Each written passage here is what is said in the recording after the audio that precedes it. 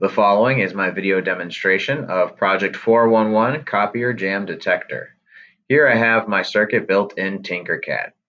Over here on the left-hand side, I have a 5-volt power supply, which provides power to all of the chips here on this main board.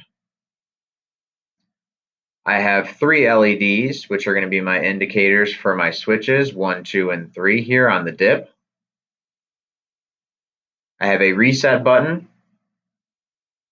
I have my AND gate, my 7408, my OR gate, 7432, and my D flip-flop, the 7474. At the end, we have our 7404 inverter chip. And then up here on the other breadboard, we have our L293D. And this is going to control the output of the motor that we have attached here.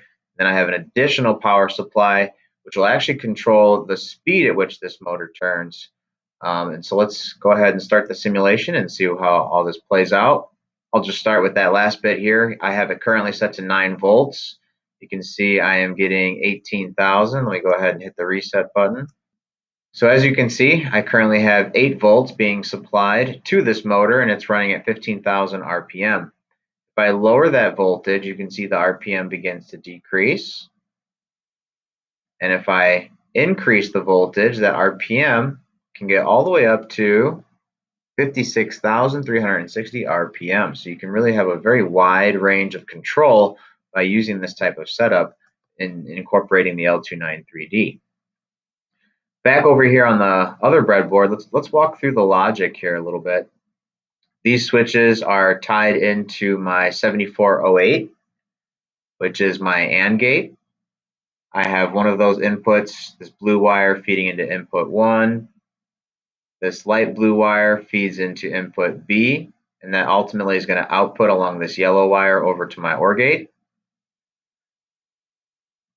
The next wire that I have here is connecting switch 2 through this light blue wire, that's why I coded them the same color, over into this input on 2B. And my other input comes from switch 3 along this pink wire into 2A. Their output funnels along this yellow wire into the OR gate, 1B. The output from that OR gate feeds down and along this yellow wire to the clock on 7474. And because that's tied to the clock, and I have power is 1, input is 1, which is my D, set is 1, which is the preset value on the 74 chip,